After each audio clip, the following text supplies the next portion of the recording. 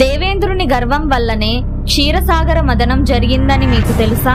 ఒకసారి దేవేంద్రుడు ఐరావతంపై ఊరేగుతుండగా దుర్వాస మహర్షి ఎదురై తన మెడలోని దివ్యమైన పూలమాలను ఇంద్రునికి బహుకరిస్తాడు.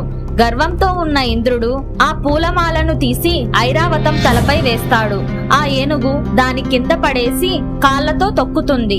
ఇది చూసిన దుర్వాస మహర్షి ఆగ్రహించి ఇలా అంటాడు, నీ ఐశ్వర్య గర్వంతో నేను ఇచ్చిన ప్రసాదాన్ని అవమానించావు. కాబట్టి దేవతలందరూ తమ శక్తి, తేజస్సు, ఐశ్వర్యం కోల్పోవుదురుగాక అని శపిస్తాడు. అలా దుర్వాస మహర్షి శాపం వల్ల దేవతలు శక్తిహీనులయ్యారు. ఈ అవకాశాన్ని ఉపయోగించుకొని రాక్షసులు వారిపై దాడి చేసి స్వర్గలోకాన్ని ఆక్రమించారు. అప్పుడు దేవతలందరూ బ్రహ్మతో కలిసి శ్రీ మహావిష్ణువు వద్దకు వెళ్లి శరణు వేడుకున్నారు. శ్రీహరి వారికి ఒక ఉపాయం చెప్పాడు. రాక్షసులతో సంధి చేసుకొని వారితో కలిసి పాల సముద్రాన్ని చిలకమని, దాని నుండి అమృతం ఉద్భవిస్తుందని, అది తాగితే దేవతలకు తిరిగి తమ శక్తులు వస్తాయని చెప్పాడు. విష్ణువు సలహా మేరకు దేవతలు, రాక్షసులు కలిసి పాల సముద్రాన్ని చిలకడానికి సిద్ధమయ్యారు.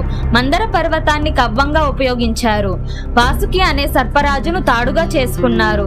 సముద్రంలో మునిగిపోతున్న మందర పర్వతానికి శ్రీ మహావిష్ణువు కూర్మావతారం ఎత్తి తన వీపుపై ఆధారాన్ని ఇచ్చాడు. దేవతలు, రాక్షసులు సముద్రాన్ని చిలకడం ప్రారంభించగా దాని నుండి ఎన్నో అమూల్యమైన వస్తువులు, ప్రాణులు ఉద్భవించాయి. హాలాహలం, కామధేనువు, ఉచ్చేశ్రవం, ఐరావతం, కల్పవృక్షం, అప్సరసలు మొదలైనవి వెలువడ్డాయి. ఆ తరువాత పాలసముద్రంలోని అలల నడుమన 1000 సూర్యుల కాంతితో పూర్తిగా వికసించిన పద్మంపై ఆశీసురాలైన కమలం ధరించి దివ్య సౌందర్య రాశిగా శ్రీ మహాలక్ష్మీదేవి ఉద్భవించింది. ఇలా ఇంద్రుని గర్వం వలన క్షీరసాగర మదనం జరిగింది. Subscribe for more videos.